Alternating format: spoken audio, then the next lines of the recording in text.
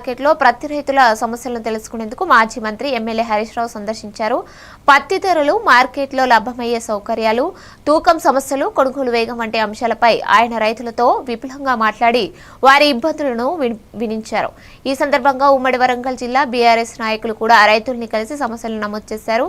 పత్తి రైతులకు కనీస మద్దతు ధర అందేలా, మార్కెట్ వసతులు తగ్గేలా ప్రభుత్వం తక్షణ చర్యలు తీసుకోవాలని హరీష్ రావు సూచిస్తూ రైతులకు న్యాయం జరిగే వరకు తమ పార్టీ అండగా ఉంటుందని హామీ ఇచ్చారు.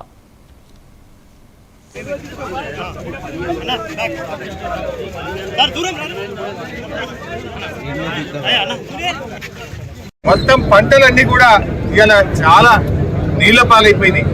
దాదాపు మేధా తుఫాన్ వచ్చి 2 లక్షల ఎకరాల్లో పంటలు దెబ్బతిన్నాయి. రేవంత్ రెడ్డి పర్యటించిండు వరంగల్ జిల్లాలో. ఏం చెప్పిండు? ఎకరానికి 10,000 ఇస్తాడు. ₹1 ఇచ్చిన ఇప్పటికీ రాష్ట్ర వ్యాప్తంగా మేధా తుఫాన్లో గాని ఇతర తుఫాన్లలో గాని అకాల వర్షాల్లో దెబ్బతిన్న పంటలకు ₹1 కూడా రేవంత్ రెడ్డి ప్రభుత్వం విడుదల చేయలేదు. ఆనాడు ఎన్నికల మేనిఫెస్టోలో వరంగల్ డిక్లరేషన్ లో ఏం చెప్పారు? మేము పంటల బీమా తెస్తామన్నారు. 2 ఏళ్ళైంది. ఏమైంది నీ పంటల బీమా? పంటల బీమా వచ్చింటే ఇవాళ అకాల వర్షాల్లో నష్టపోయిన రైతులకు పంట పండిన దాంతో సమానంగా ఇన్సూరెన్స్ డబ్బులు వచ్చేది కదా. పంటల బీమా అని మోసం చేస్తేవి, ఇస్తానన్న 10,000 కూడా ఇవ్వకపోతుంది.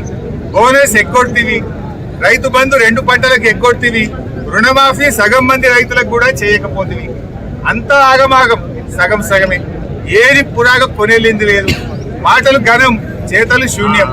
సో ఇప్పటికైనా కేంద్ర రాష్ట్ర ప్రభుత్వాలు మేల్కొనాలి, పత్తి రైతులను ఆదుకోవాలి, మక్కలు పూర్తి స్థాయిలో కొనుగోలు చేయాలి, మక్క రైతులకు వెంటనే నిధులు విడుదల చేయాలని చెప్పి కూడా కోరుతా ఉన్నాం. శ్రీకాళహస్తి